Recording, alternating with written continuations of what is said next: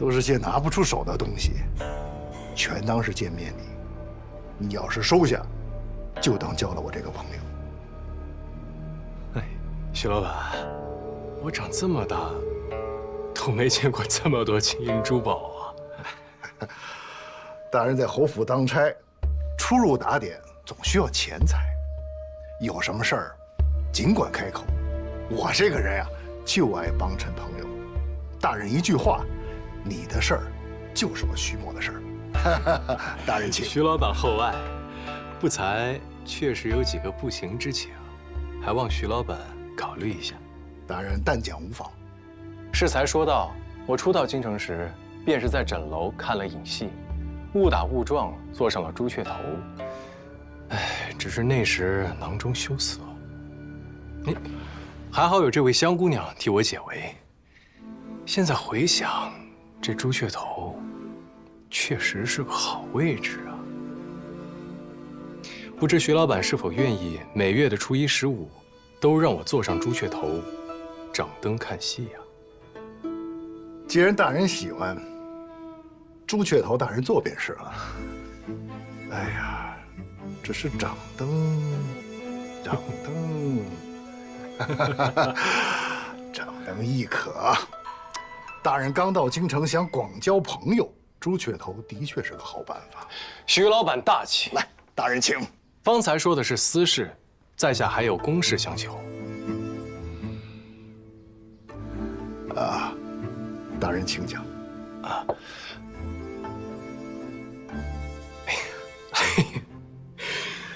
这说来惭愧啊。这庄二公子之前在你们枕楼抵了不少的珍宝吧？有些还是侯爷征战得来的。如今财库归我管理了，我就是怕哪天侯爷突然问起我，这说不清啊。我就想着自己把这些珍宝给赎回来，但是现下手头又不宽裕。徐老板，能否帮我想一个折中的法子啊？哎呀。二公子之前在这儿抵的宝贝，都在枕楼的库房里封存。这样，我差人去找找，物归原主，不提钱。徐老板果然是豪爽之人，这杯酒我先干为敬。请。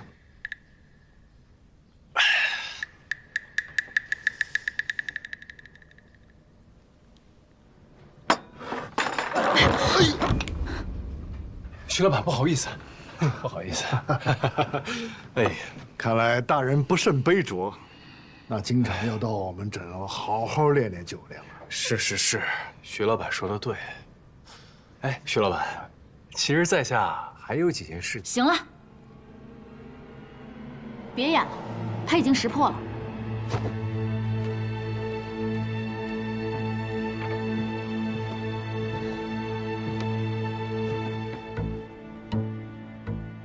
你是怎么看出来他不是枕楼的老板？哪有老板说话一直看下属的眼色的？这朱雀头只管做便是了。哎呀，这是掌灯。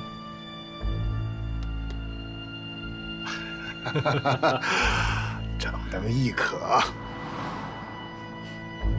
你这个杯子价值不菲吧？徐老板刚才对我提出的种种不合理的要求，吞吞吐吐，又对这个杯子格外的紧张，再加上他手指间有拨算盘的老茧，如果我没有猜错的话，他应该是你们枕楼的账房先生。唉，也不知该说是他笨，还是该说是你聪明。我能看出来，是因为老板想让我看出来。既然老板现在已经显露真身，想必不是心疼钱，而是有话要跟我直说。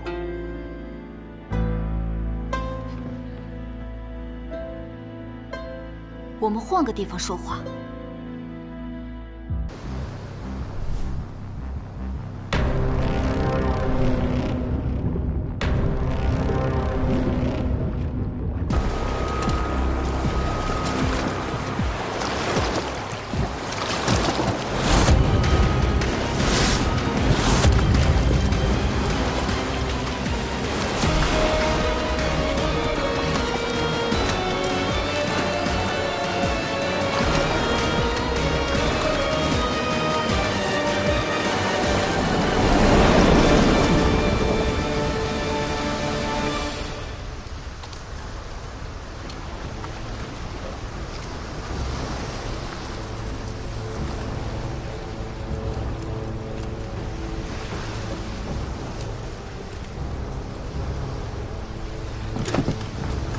大圣又起雾了，当心些。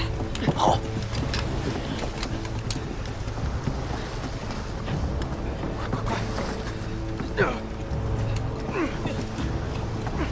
今晚你们两个更要寸步不离的保护我。是。梁往上呢？上面呢。走。梁往上。家主，都给我打起精神来，要有意外就追梦少。是，家主放心。吃饭了。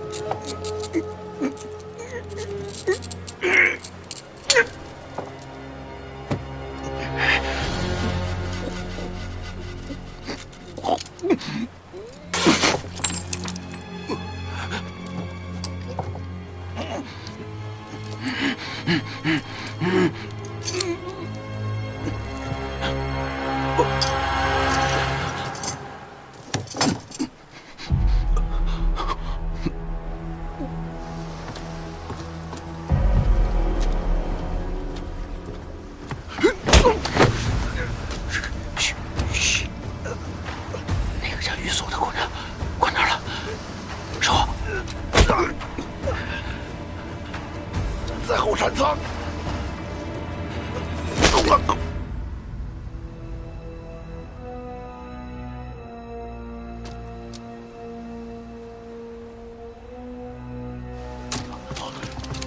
侯父老，侯父老！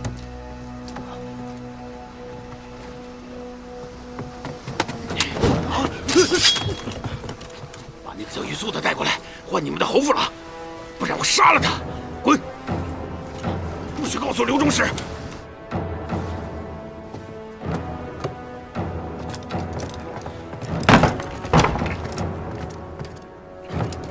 阿紫干什么？阿紫，起来，走走！带他去哪儿啊？阿紫，放开我！别说，走！别说！谁派你来的？是不是黑暗的人？少废话，一会儿你就知道了。关事！别过来！秦桑，他们是黑暗的人，他们引我们到这里来的。闭嘴！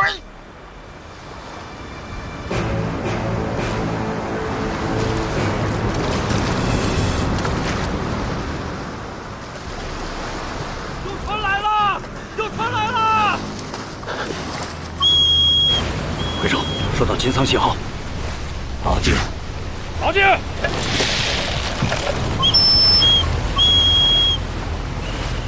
小心，是敌船！放箭！不！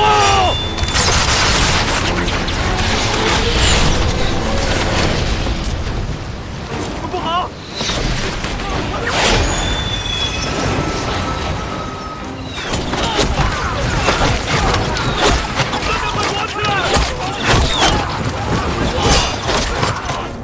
快躲起来！不要慌，别乱跑！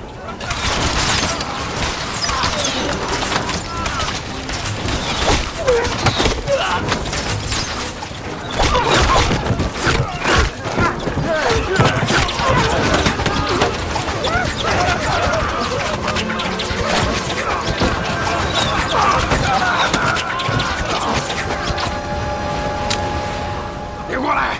你们完蛋了！完蛋了！快去御敌，快去指挥御林军，不然我们都会死在这里。走，走啊！下来！来人！外面是何声音？中士，我也不知情啊。门口把着，任何人不得入内。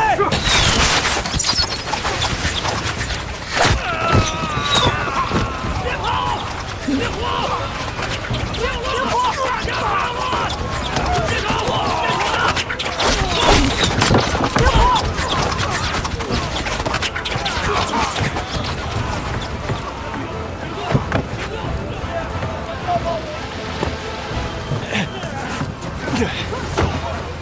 顾城主，黑夜来袭，我们回山增。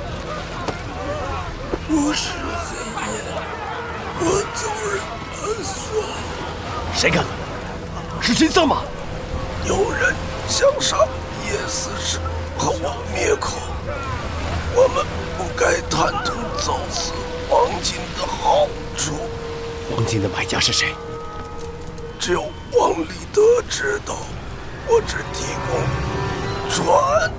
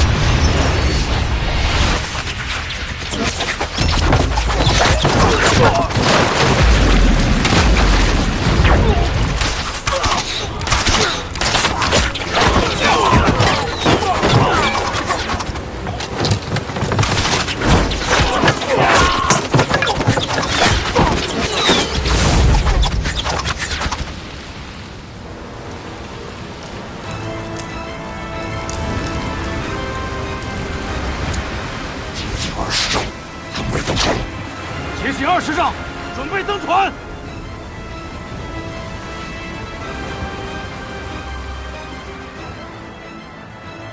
老太，去找曹娘子，告诉他们，切莫轻举妄动。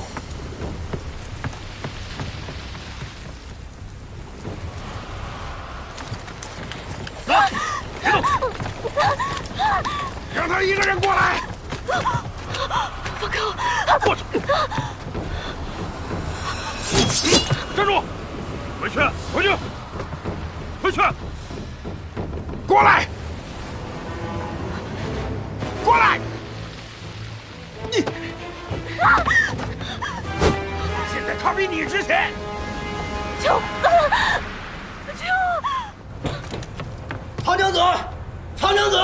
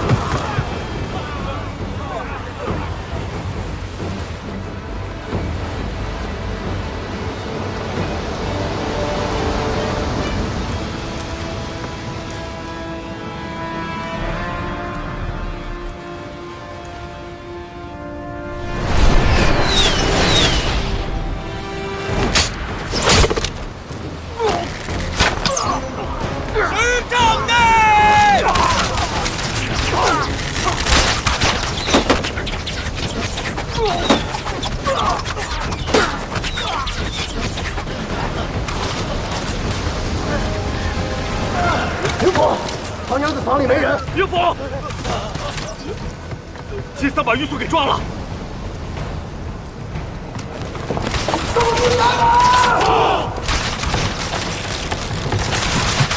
快手，我们已经死了不少弟兄，还靠近吗？是。救我！救我！救我！说，他到底跟你说了什么？上剑！侯爷，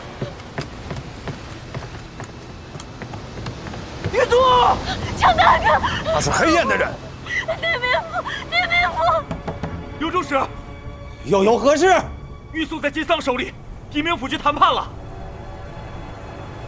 玉素，秘密就在玉素那里，所以到了船上，玉素一被收押，狄仁杰一伙就急了，派乔太去探望。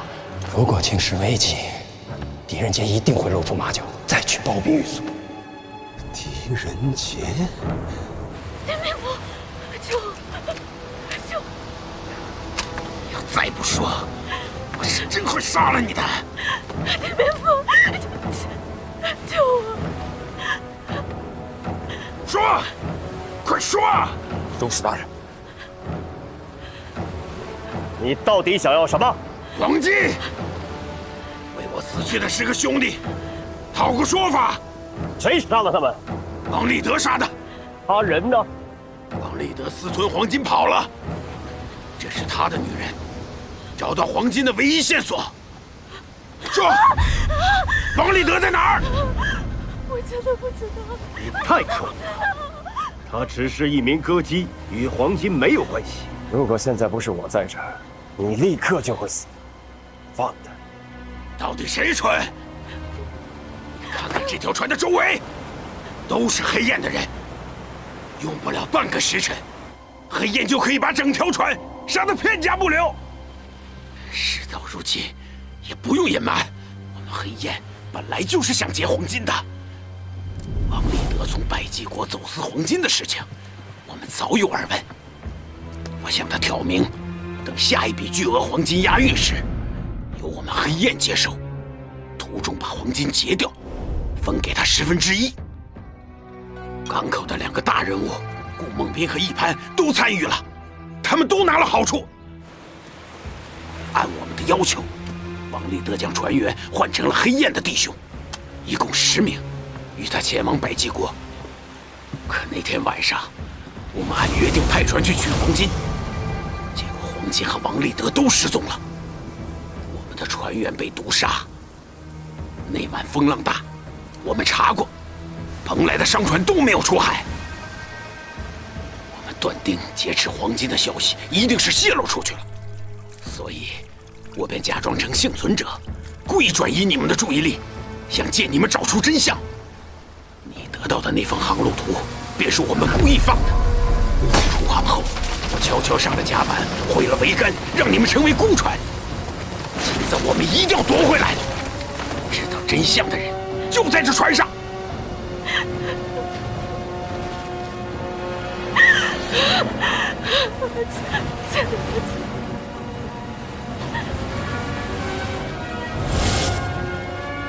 放箭！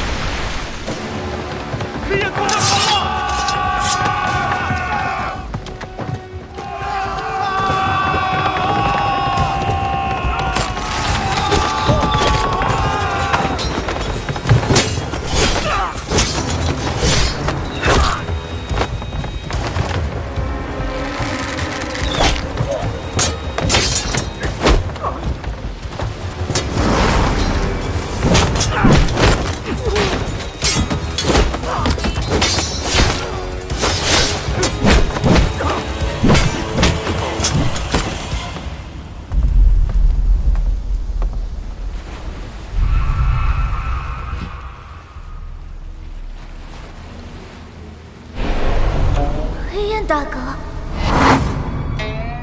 出去走走吧。困在这个笼中，终究是只能供人玩耍。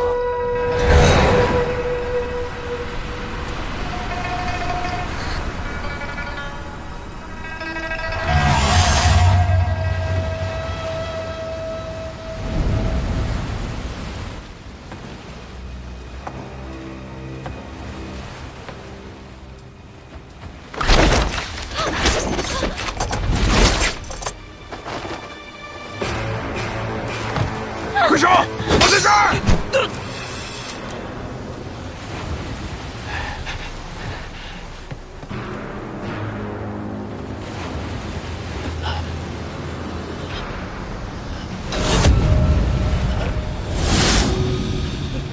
狄仁杰，谢谢你告诉我们黄金的秘密，把我们带到这儿来。快手，这个女人有黄金的线索。我什么都不知道。往下跳，有接应的小船，我们走。走，快走！万岁！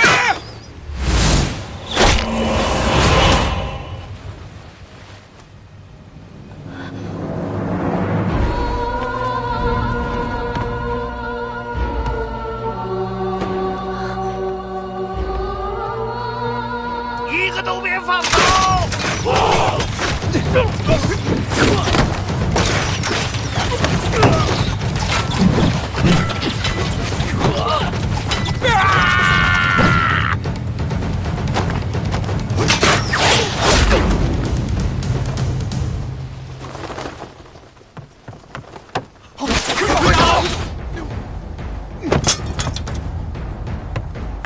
全部歼灭！退！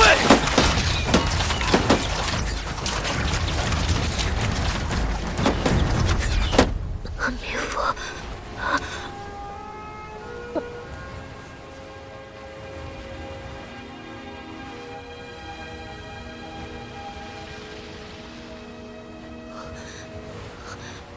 王立德留下了3个我不认识的字。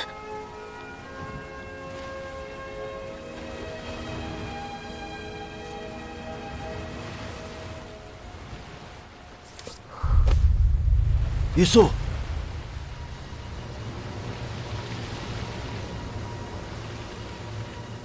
狄仁杰力冲外敌，全体上阵！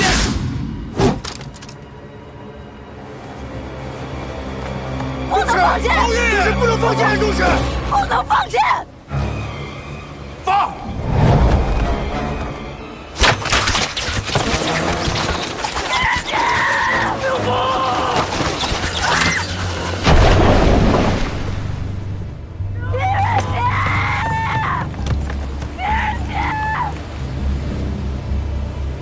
刘伯，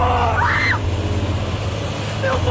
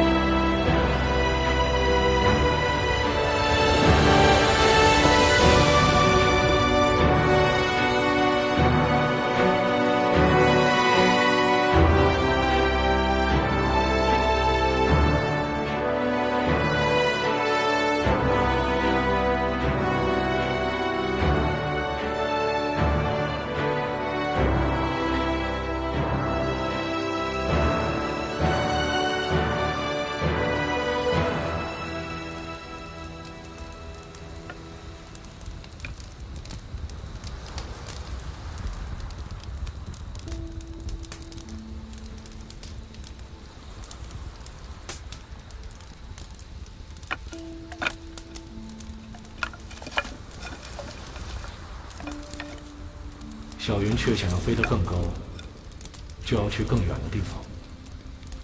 出去走走吧。困在这个笼中，终究是只能供人玩耍。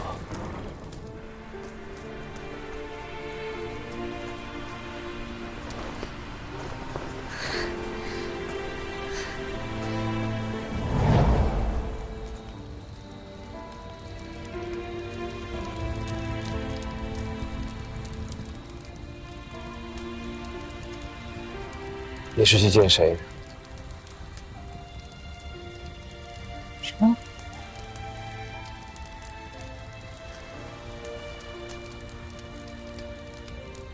冒着那么大的风险上船，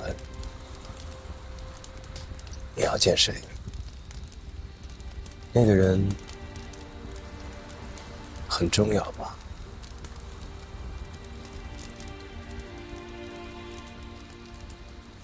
见到了吗？见到了。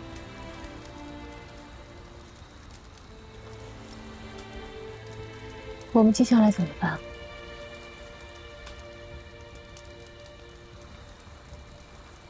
人说应该已经收到我的信号，等他吧。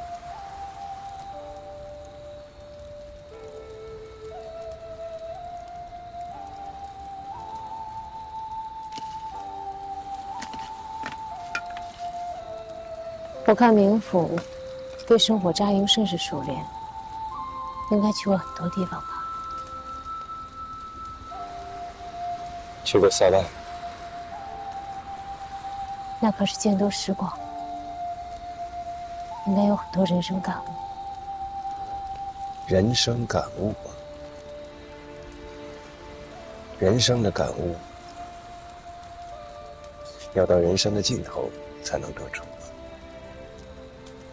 真到了那个时候，回首从前，怕是会觉得一切都只是过眼云烟。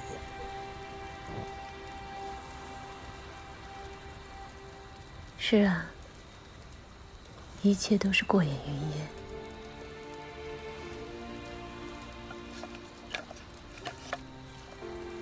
以前曾经有人跟我说过，关在笼中的云雀，终究也是供人玩乐。只有行千里路，才能了悟自然之道。那时曹安年幼，懵懂间认为，那才是世间究竟。现在想来，也只不过是一场空罢了。也不一定。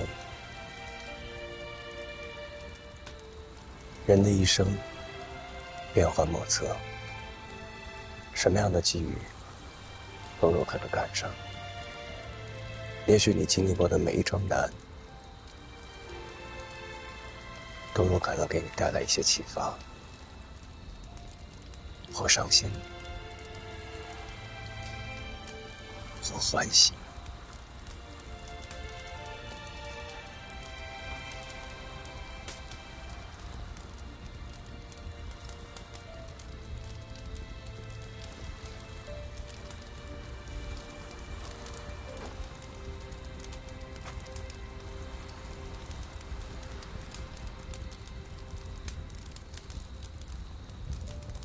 我去捡叶柴。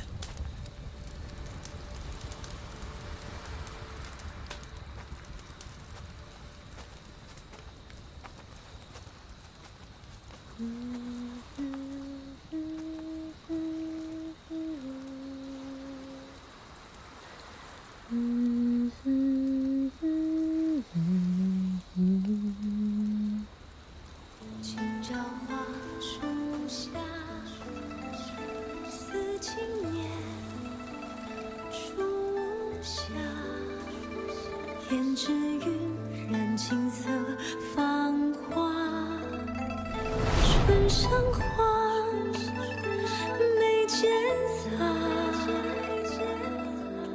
旧人梦中现，爱同凉。如果是听到被曹娘子的滨州小调吸引，不知可否请娘子为我再奏一遍？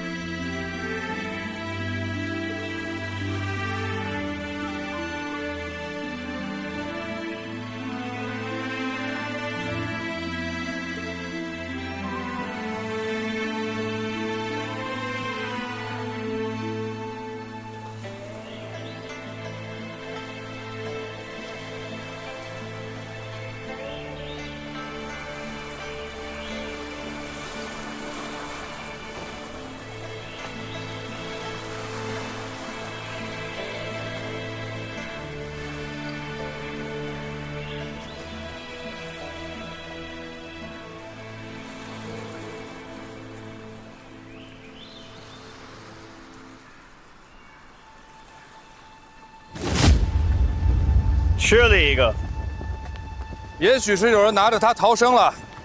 你可认得此人？认得，就是他，王立德。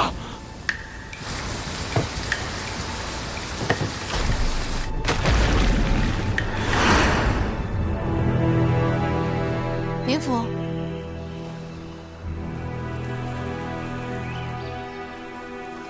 是王立德。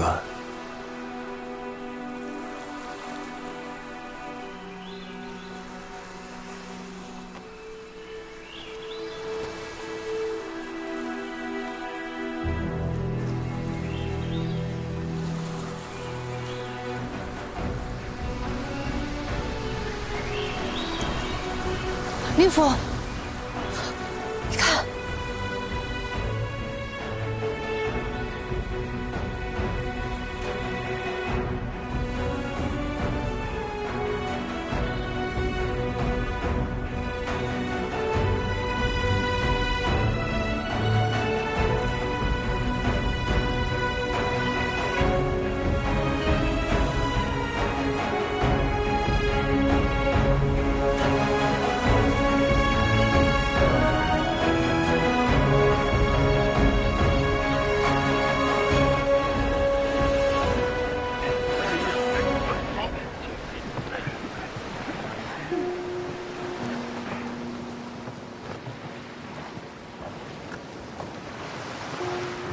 雷人，按照你给我的书信，我真的找到了小岛，这就是你让我找的黄道仪。幸亏几年前有人县令喜欢夜观天象，在藏书阁里有一台，现在都锈蚀了，我鸡毛长工匠修了一下，不知道还能用不能用？可以。历法书呢？哦，都在这儿呢。能找到的旧黄历都在这儿了。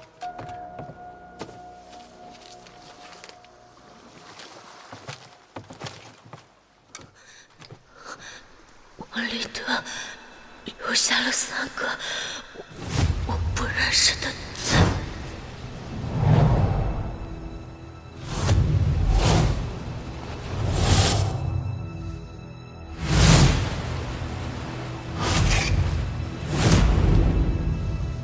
这是玉素死前给我留下来的，是琴谱上的字。玉素说过，王立德会抚琴，王立德私贩黄金，必然跟京城的人有来往。于是，他便学会了这京都流行的新琴谱。琴谱上的字既提示了指法，又暗含了2个数字。10代表的是琴的徽位，琴有13回，千心板一共有12块，这13个数字，足以把千心板包括进来。这个10就代表第10块千星板，对，叫10指。下面这个4呢？4代表是琴弦，琴有7根弦。这个季节，船员出海，无非要观测6、7个星座。从左往右数的话，第4个便是织女星。哦，那就是说，用这第10个千星板对准天上的织女星是吧？只要测出3处星辰，再比对航路图，便可以推出王立德留下黄金的位置。那剩下的2个字，没来得及。那岂不是测不出来吗？那王立德貌似是个粗人，可他一定研究过蓬莱的潮汐，或者他背后的人研究过，那个人就是凶手。市博司我去查过了，那天晚上跟意思是出航的士兵说，意思是的命令是夜巡，但是船上多了一名神秘客，说是意思是的贵宾。此人上船以后一直蒙着脸，士兵们看不清他的面容，所以叫神秘客。明白了，全明白了。那天晚上，意思是带着他一起出海，而航路图一式3份，王立德1份，黑雁1份，第3份就在这个神秘人的手里。我查过那一晚的天气，前半夜星空晴朗，到了后半夜有了风雨，因此市博使的船必定是在前半夜就已到达指定海域，但是意思是和士兵们都没有见过黄金，因此神秘人应该是独自上了王立德的船，并且杀了他。而神秘人最终把装满黄金的箱子都扔向了海底。黄金扔到海里？我应该没猜错。可是这个人费了这么大的劲，为什么要把黄金再沉到海底呢？他是怎么了？他见不得黄金，他跟黄金有仇？哪有这种人呢？他当然想独吞那笔黄金。他费尽了心机，还是逃不过一个贪字。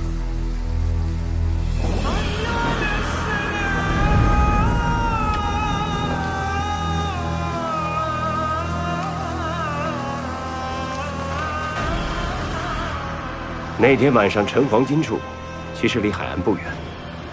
《潮汐志》上记载，这里每过100年，便会发生一次奇异的大潮汐。潮汐发生时，低潮的水位能后退10余里，露出一条大海沟。100年的循环已过，大潮汐的发生就在今日。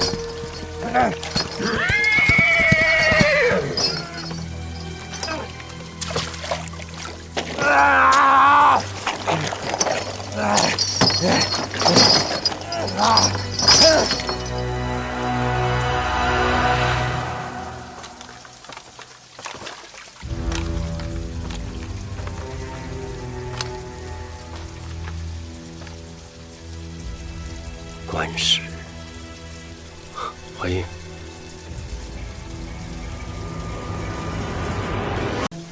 怀英，你还活着。黄金，你看，这黄金真的不少啊！这黄金全都被我找到了。来，帮个忙，这案子咱们破了，破案了！哈哈哈哈！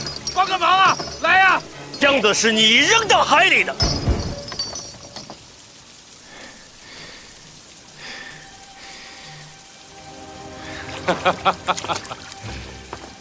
怎么可能呢？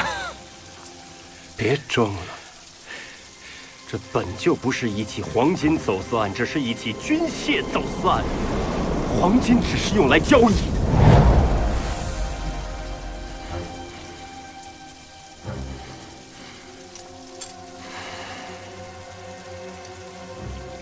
你什么时候开始怀疑我的？从玉素在我手中留下那个字开始，所有的线索都串起来了。就凭一个字，你就断定我是杀人凶手？凭这箱金子还不够吗？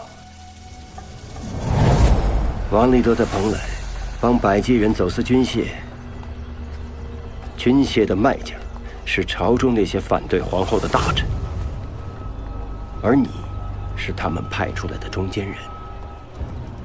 很长一段时间以来，你们的走私渠道通畅，你甚至还教了他一些金城情谱的记谱法，便于走私黄金时联络。不过这一次，王立德遇上麻烦了，黑燕的人找到了他，要他帮助齐劫这批黄金。他知道黄金换军械牵涉朝中权贵，他得罪不起。可黑燕的人手段残忍，他同样不敢回绝。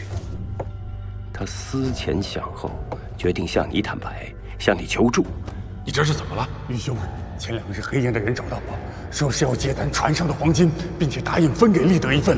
若立德不答应的话，恐怕立德必有一死。他想求你借助朝中权贵的势力，将黑燕踢出蓬莱，这样他就可以继续黄金的走私。可你听到之后，却生出了另一个可怕的主意。你和王立德约好了一个海上地点，那个地点是你跟他的秘密。所以航路图一式3份，你1份，王立德1份，黑燕1份。只不过在黑燕的那份航路图上是没有那个地点的。这也就是你打算独吞黄金的地方。王立德按照你们的计划，迷晕了黑燕的船员。王立德途中在小岛停留，是在等待和你约定的时间。可当你上船的时候，他发现你没有带一兵一卒，他便起了疑心。怎么就来了你一个？你带的人呢？他们都在后面的大船上，随后就到。船舱里面我都已经解决完了。黄金呢？这边。怎么放在这里？越是明显，越是不会引人生疑。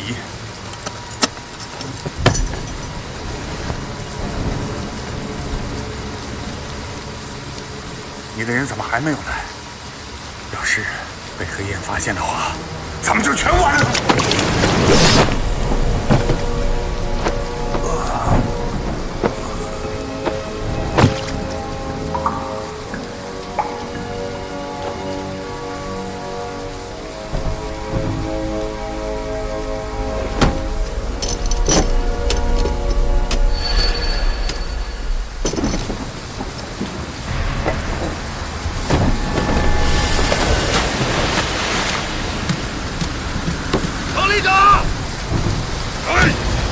王立德坠海是个意外，不过你并不担心。事实上，王立德在海上漂到小岛多活了几日，对你也确实没有产生威胁。你在等待的是大潮汐的来临，你在等退潮的时候来海沟里取回黄金。我没想到的是，你对潮汐居然如此精通。其实这潮汐和星象，我也略知一二。你打算凭一己之力，独吞从百济国走私来的最大一笔黄金。一方面，军械没有丢失，对朝臣你可以有交代；另一方面，你打算做状，黑燕劫走了黄金，而不受百济国人的追讨。做成这么大的一笔买卖，只需要除掉王立德一个人。只可惜，你没料到的是，后来发生的一连串的意外。没料到船上还藏了一个百济国的偷渡客，这个瘦子还说出了黑焰船员。 여기 모신 이상한 모신이 있습니다. 저는 모두 다 있어요. 黑焰没有拿到黄金，又折了10名船员，本就窝火，结果还暴露了行踪，遭到朝廷通缉。于是，他们便派出了金桑冒充幸存者，他还咬出了蓬莱所有的大人物，其中一个就是仙姑的船主，船就是他的，这是贡献。还有一个是你的管家，恩人呢？ 然后黑焰又故意给了一份航路图，把我们引诱到了海上。其实那时，我还未联想到你。当众人被困于海上，原先的一些秘密便藏不住。奇怪呀，这刚一出海，就有人急着破坏了船帆。动沙看！ 本官思来想去，觉得他是害怕这黄金被找到，退一步讲，也是害怕被本官查到是谁在走私黄金。头一个露出马脚的是一潘，他无法解释为什么那天晚上带着世博使的船出港。我不知道你是如何控制一潘，让他为你效劳的。我猜啊，无非2点：一是以刑部办案的名义。 2是他从前不查私贩黄金的船，从中捞得好处，而这成为了你要挟他的把柄。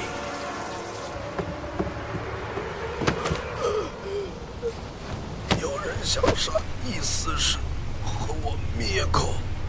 黄金船出事的那一晚，意思是陪一个神秘人出了海。那人是谁？他不肯说，说泄露了秘密。 会掉脑袋！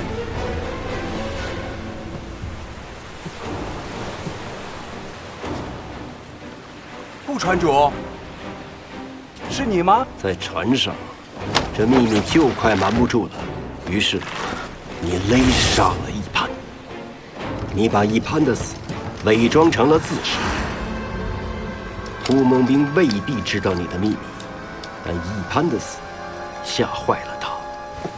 你怕顾梦兵知道了什么，于是你放暗箭射杀。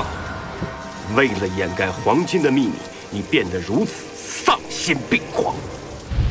狄仁杰，力冲外敌，人体相见。发！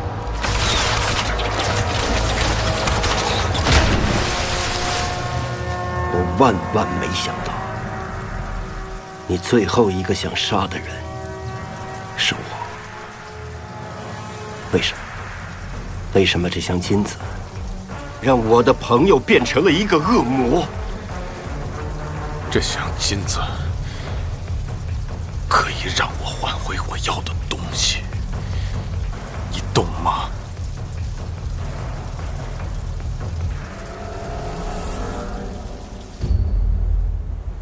洪亮，多亏你及时派船营救本官。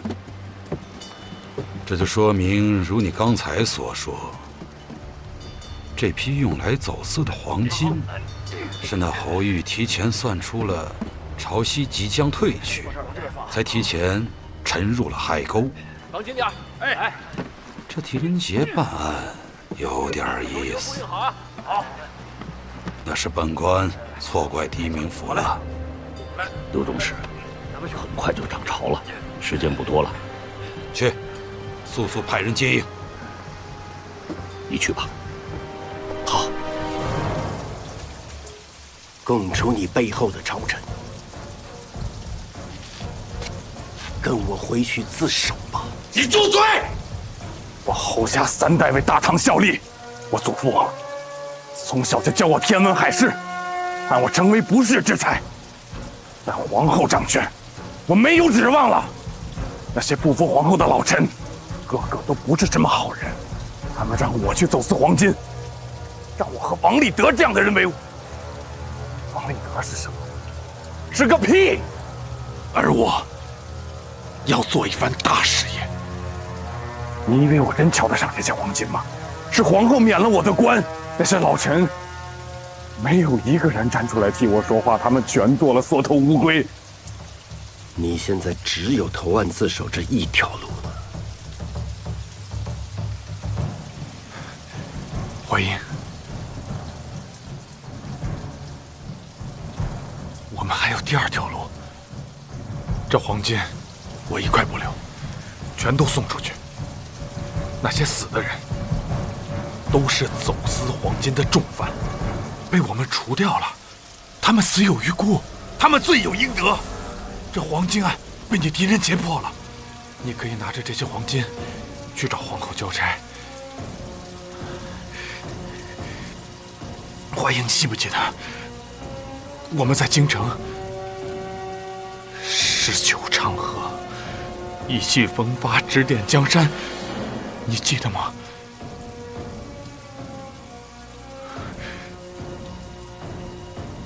帮我一次好吗？放了我。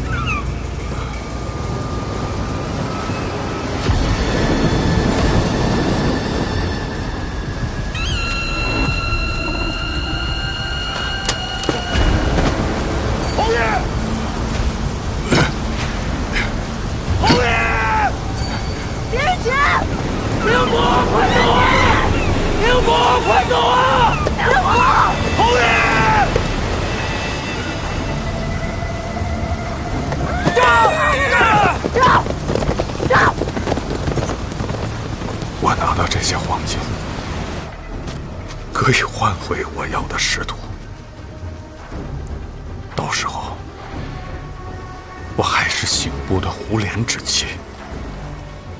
怀英，我会成为大唐的栋梁之才。我会成为大唐的栋梁之才。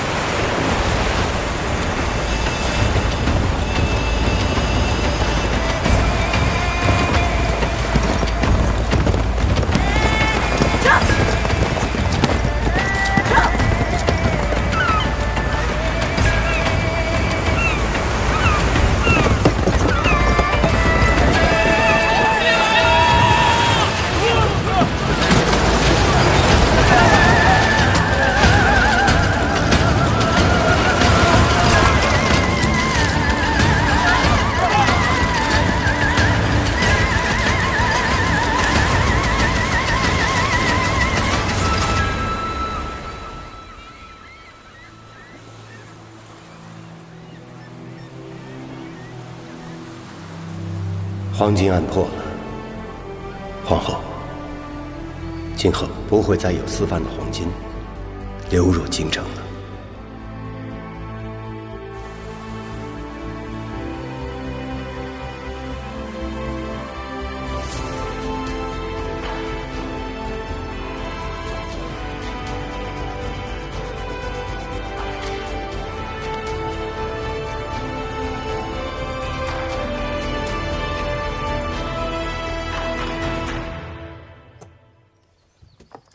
洪叔，哎，你慌慌张张的干什么去啊？我跟曹娘子约好了，一起去上香。快去！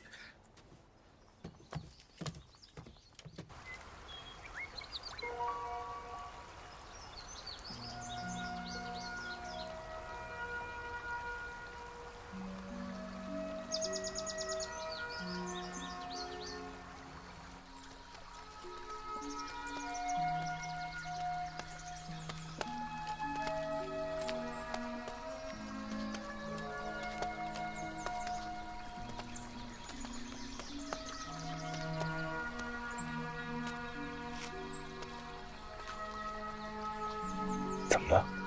冥府可有心事？没有啊。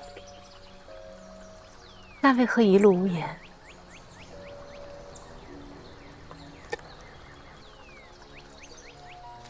今日天气不错，难得，是吗？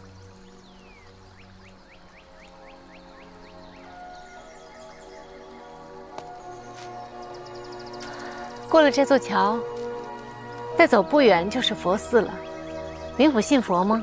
不信。那你呢？我信佛家说的缘。万事皆有因果，一切的苦乐都是外缘。荣辱祸福，皆是前世的孽。现在虽有，缘尽又归无，所以得之不喜，失之不忧。一切随缘。冥府说不信佛，可开口便是佛理。道听途说。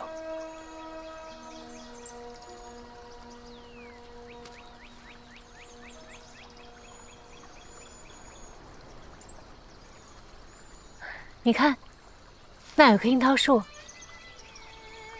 还真是棵樱桃树，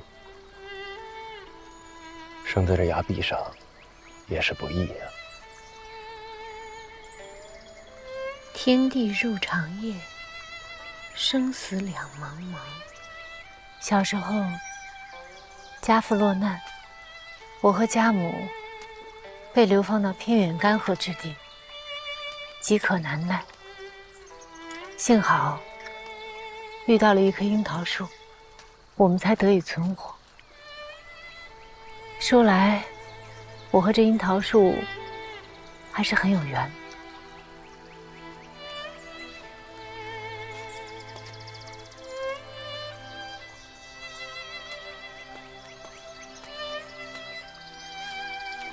明府，狄明府。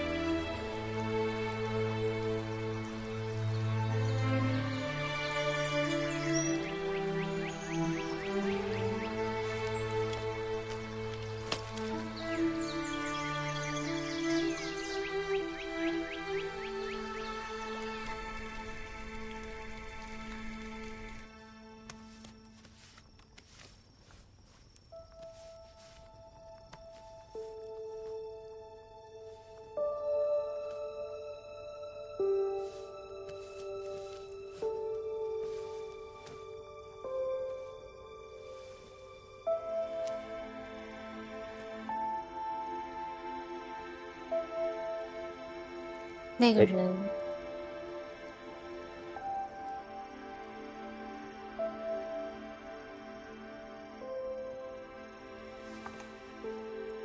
当年一个小女孩，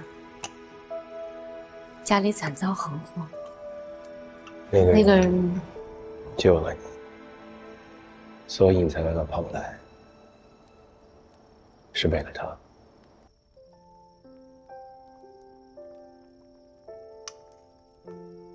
你想找他，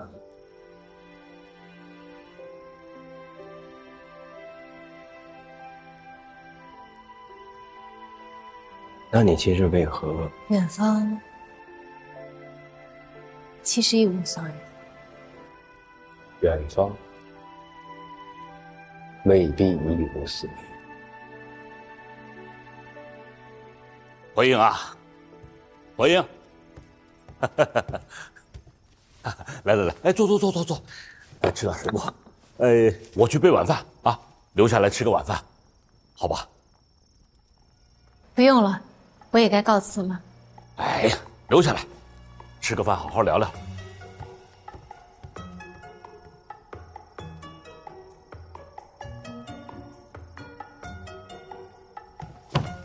说你要留下吃饭，家里可啥都没准备啊！你拉我干嘛？哎呀，瞎说什么？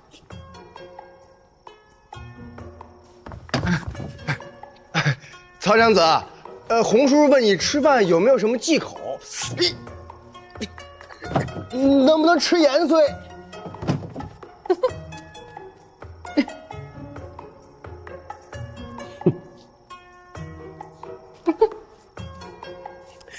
他们平时不这样，今日也不知是怎么了。他们只是想知道我们怎么了。那我们怎么了？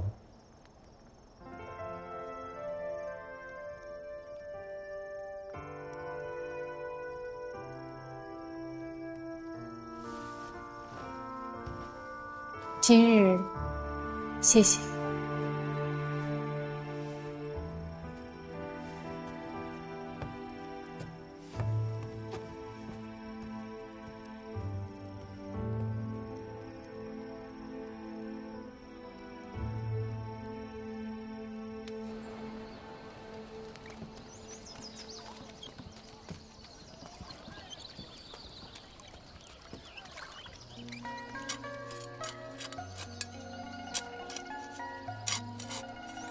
没想到你真中了跟老叔。是呀，你什么时候想吃樱桃了？出门就能摘。你知不知道一棵树，等它结果，至少也要3、4年呢？那总是会结果的，对吧？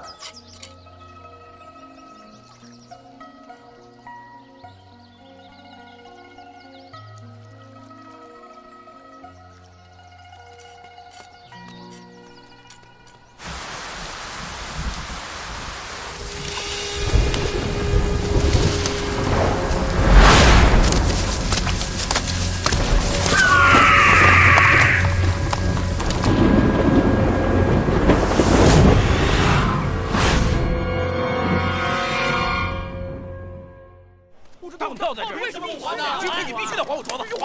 干什么呢？大清早瞎嚷嚷！嚷嚷什么？这是衙门，胆子也太大了吧！来的就是衙门，我要报官。中计治私欺人太甚，求官家给个公道。他不还我们东西，就是他。报官就好好报。行了行了，都别吵了。何事先皇？明府，您来的正好，您给我说个理。半年前，我在他们中计治私典当了一个金镯子，说好的当期半年，当票在这儿，白纸黑字。今天是当期的最后一天，我凑够了钱想拿回我这镯子，哎，他们告诉我这镯子不见了。启禀明府，当票是真的，上面的笔记确是我们钟掌柜的亲笔，但是当品确实也是找不到了。现在掌柜的不在店里，具体该怎么赔付处理？实在不好意思，还是得等掌柜的回来再说。他什么时候回来？这不太好说，掌柜的私事，我们确实也不太清楚。私事？哼！我听说你们钟掌柜最近装神弄鬼，我看多半是打算带着东西跑吧？是不是打算跑啊？这你尽管放心，我们中计治私已经成立20多年，我们的信誉还是有口皆碑的。呸！今天要么还我镯子，要么你就赔钱。都跟你说了，赔钱。既然掌柜的不在，那这当期自然是作废，往后顺延。待到他们掌柜的回来了，若还是还不上你的当品，又或者他迟迟不归，你们那个时候再来对簿公堂，我自会秉公办理。既然明府都这么说了，那我还能说什么呀？3天找不回镯子，咱们公堂上见。公堂上见。多谢。行了行了，看什么呢？散了。哎，这一大早上的烂事儿是一件接着一件。你们俩从哪儿回来的？城东一间酒肆说有人闹事儿，掌柜的来报官，我们俩去看了看。事儿大吗？也没啥大事儿，就是喝醉了，撕了个翻，砸了几把椅子。那个店家也是个不识相的，打翻了椅子，他非要让我们俩赔，说什么我们当差的办事不力。我幸好是个当差的，不然我打死他。明府，又有人报案，是命案。哎呀，可怜的孩子，在昨天晚上找到他以后，吓得连句话都说不出来了，折腾了一宿才开口说话。找到他的时候，是在城北的桥楼。是，就在沼泽地那一片。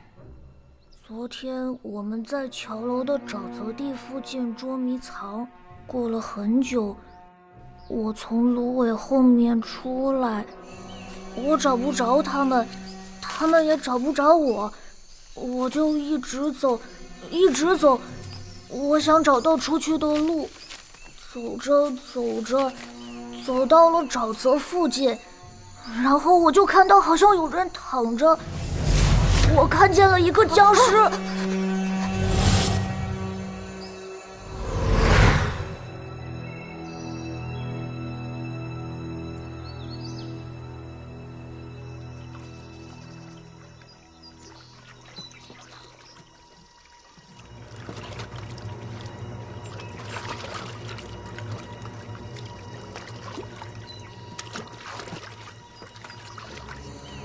地府。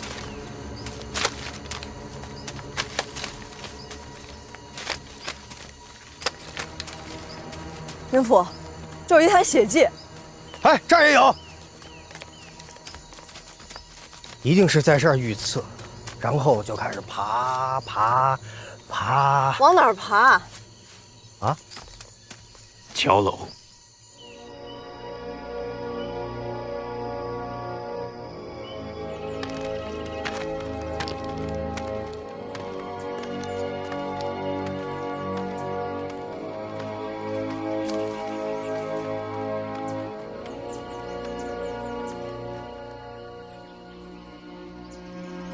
你们私下转转。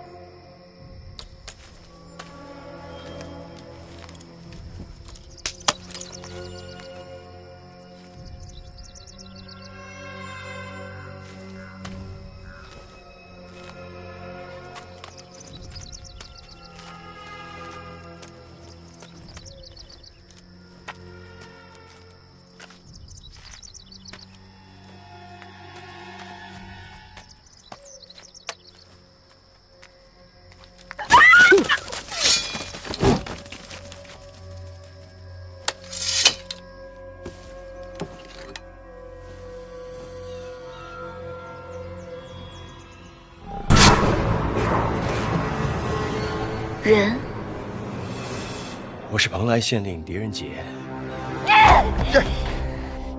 娘子，我并无恶意，我只是过来例行询问。昨日晚间，你在何处？你在做什么？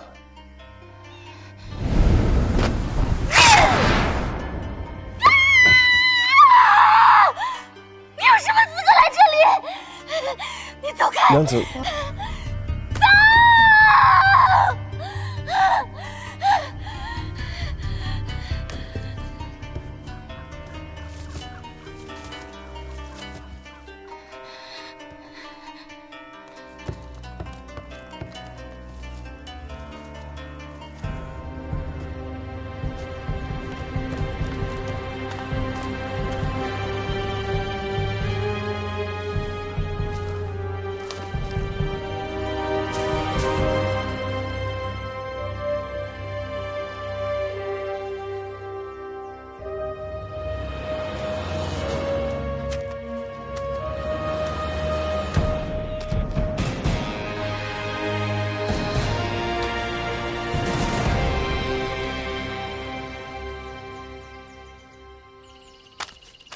周围都看了，没发现尸体。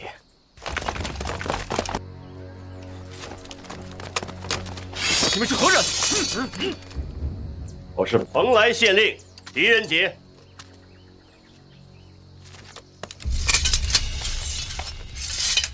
我们奉命在此巡逻，这一带时常有百计的细作，还有走私犯的出没。你们在此地可曾发现一具尸体？我为什么要告诉你？放肆！ 我是蓬莱县令，这里发生的所有案件都归我管。被我们抬走了，抬去了哪里？军营。你们在哪儿发现的尸体？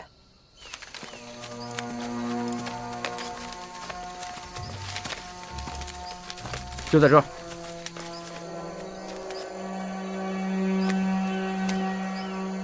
为什么不先报官？为什么要把尸体挪走？是李校尉让我们抬回去的。他有什么权利这么做？明府，这个您就得问李校尉了。带我去见他。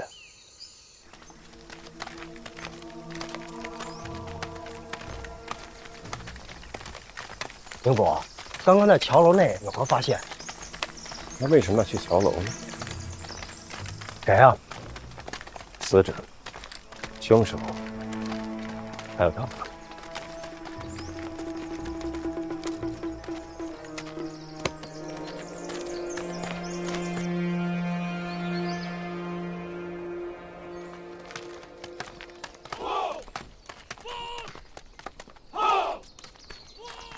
军营重地，闲杂人等严禁入内。这位是蓬莱县令狄明府。需登记入部。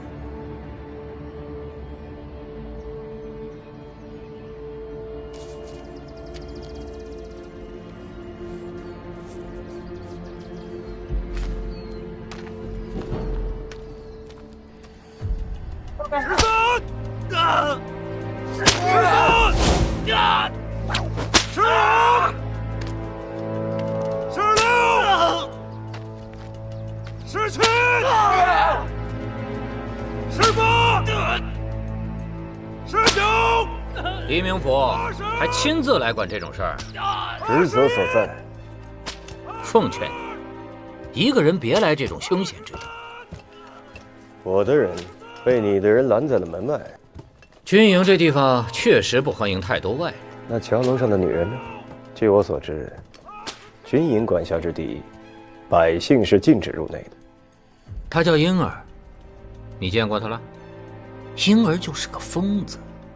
他没惹过什么麻烦，所以我让他留在那儿。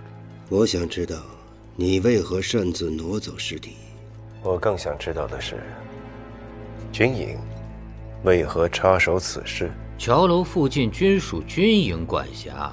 我是蓬莱县令，蓬莱境内大小案件，皆属我职责所在。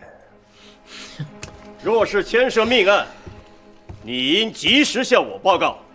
等我处理好尸体，自然会托人给你捎信儿。你把尸体处理了？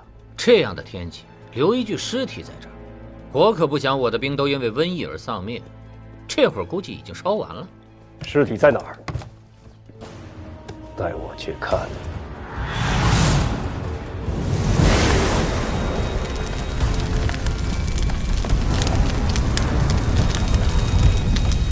止步！让他去。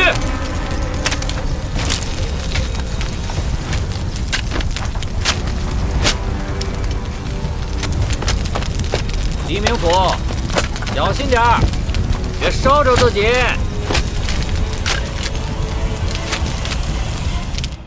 什么破规矩？凭什么不让咱们跟明府进去？这你就不懂了。这军营里边啊，最多的就是规矩。我当兵那时候可没少受这规矩的苦。所以有时候啊，你要是不懂吧，就别吭气儿。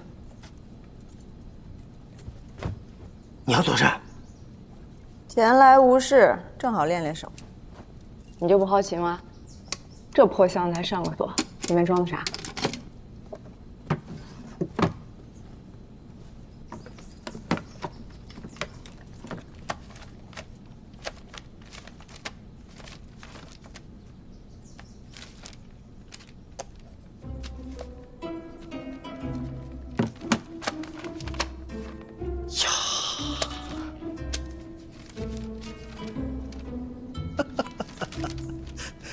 这帮娃娃兵憋得够呛啊！怪不得要上锁。你以前也藏过？我是那种人吗？行了，扶他们回去。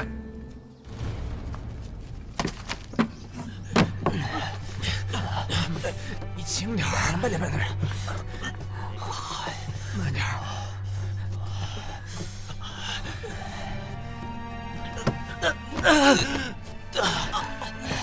过瘾，没事吧，兄弟们？没事，没事。太值了，昨晚太过瘾了。挨的这顿打值不值？值。